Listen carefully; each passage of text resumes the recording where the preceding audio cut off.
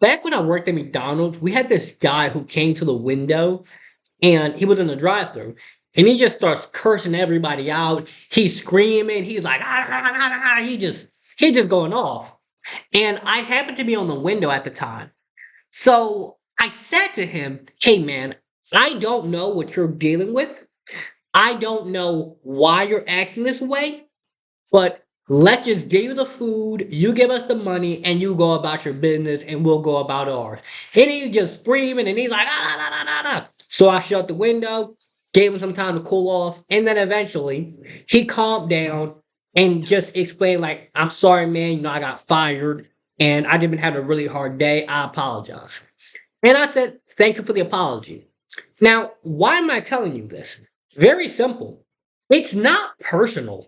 You never know what someone's dealing with, even though in the moment it feels targeted. Because I could have very easily made the assumption that, oh, he must not like me because of this. He must think he's better than me. He must XYZ. And it's not personal. He doesn't know me. I don't know him. But in our head and in the moment, we allow our emotions to rule us, and we will think that someone's behavior, like the behavior of a complete stranger, is somehow personal to us. And that's what we're going to be talking about today. Welcome. This is episode 4 of Empowerment Hour. Yep, it's episode 4. And today we're going to be talking about is it's not personal until someone tells you that it is.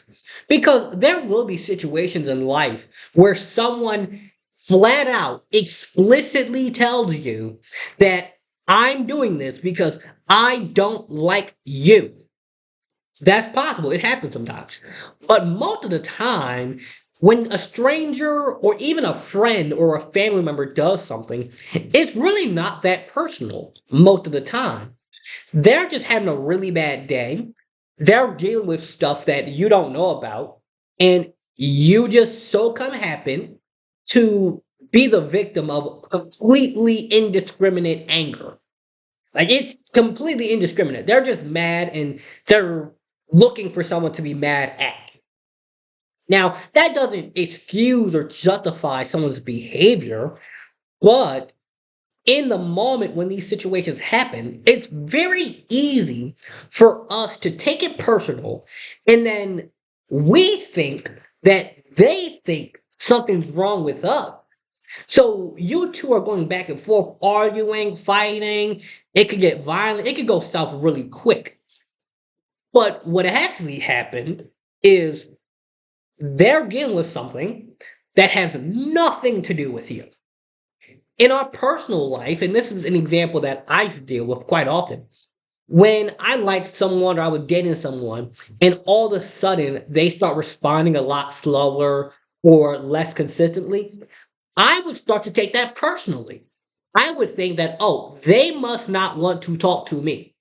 And I would make this whole story up in my head about how they must not want to talk to me and they don't like me anymore, and just start spiraling and self destruct the relationship.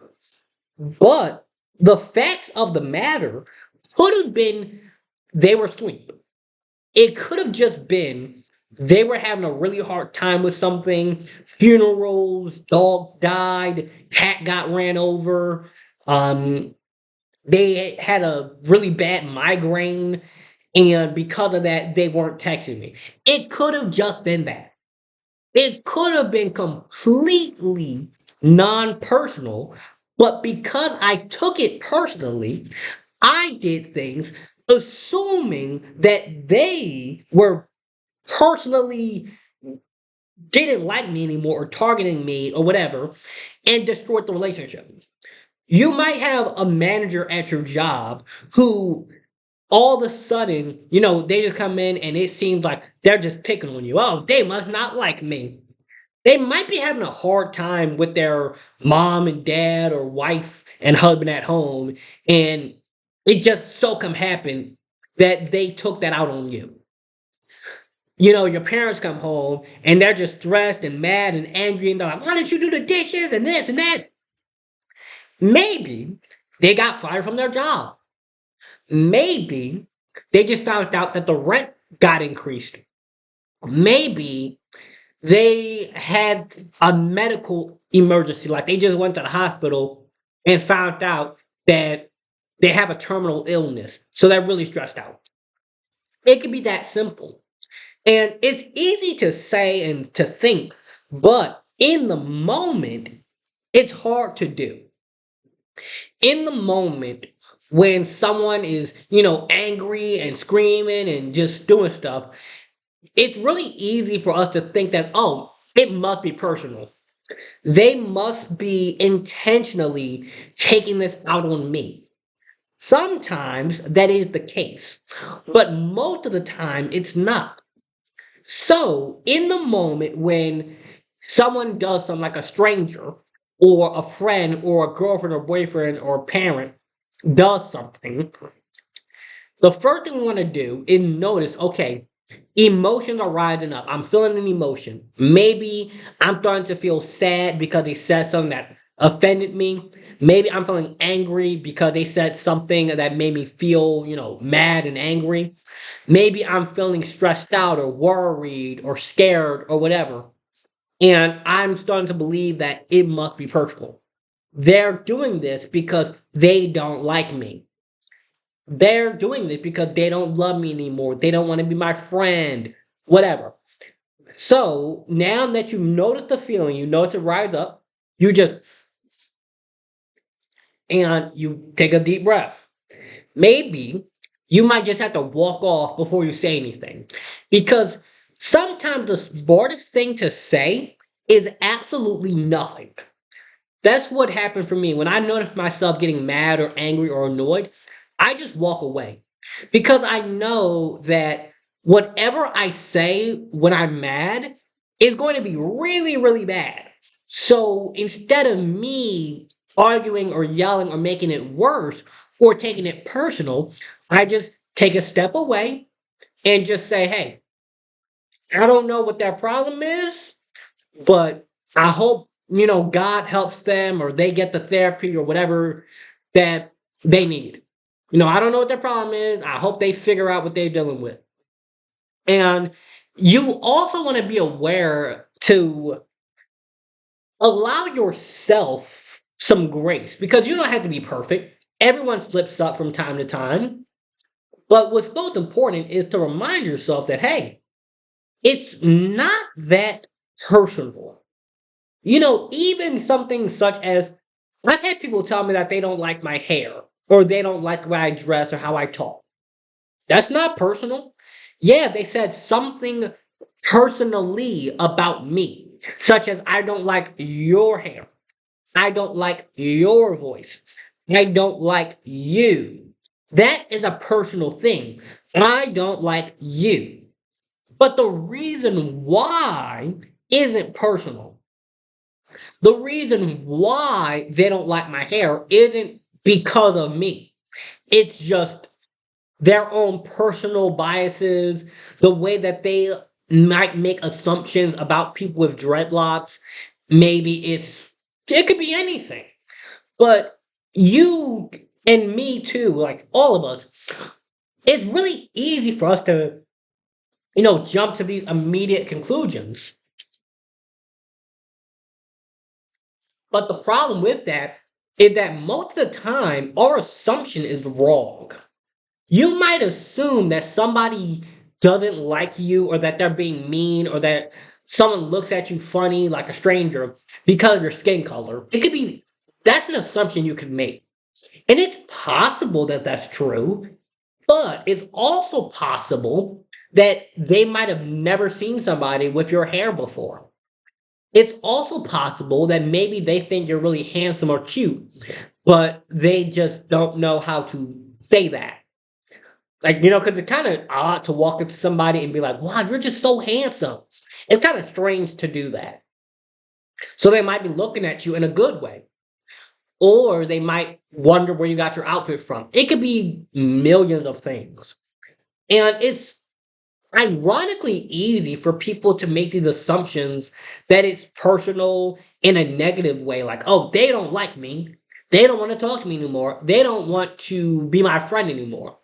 It's really easy for people to make those assumptions, but rarely do people make the positive assumption that, oh, the reason why my girlfriend didn't text me back, she might be asleep. The reason why my friend might not have responded in 2, 3 days, they might be going through something hard. Let me call them and, check on them, make sure they're still alive.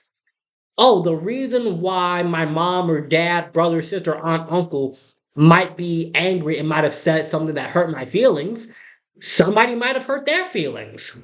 They might have lost their job. They might have failed a test. There's so many things that can cause people to act the way they do. And it's almost never personal. Like, it's almost never personal how someone treats you. And until proven otherwise, remind yourself that it's probably not personal. I know it's hard to do. Trust me, I do. But the more you do this, the more that you catch the thought, you notice the emotions, and you just, it's probably not that personal. It's probably not personal. The easier it becomes to not start spiraling and going off the deep end. Because once that train goes on the bad track, once it starts going down and down, and oh, they're not talking to me. They must not like me anymore. They must be cheating on me. That's how people start thinking. But maybe they're asleep. Maybe their phone broke. Maybe they don't have signal. Oh, but if they like me, then they will find a way. Yes, it's possible. That can be true. However, you don't know until you know. And because it's not personal, because you have to remind yourself that my assumption is not true until proven true. That will help you to not keep taking everything so personal. You also have to be aware that when you take things personal, you're giving it power. You're giving your power to the belief and the thought that this person must not like me because they didn't text me back. Possible, but does that assumption benefit you in any possible way? No, it doesn't. So, until proven otherwise, do your best to just assume it's not personal. And it's not personal until they explicitly tell you that it is. Until they start calling you, derogatory terms and they're just making it personal, assume it's not.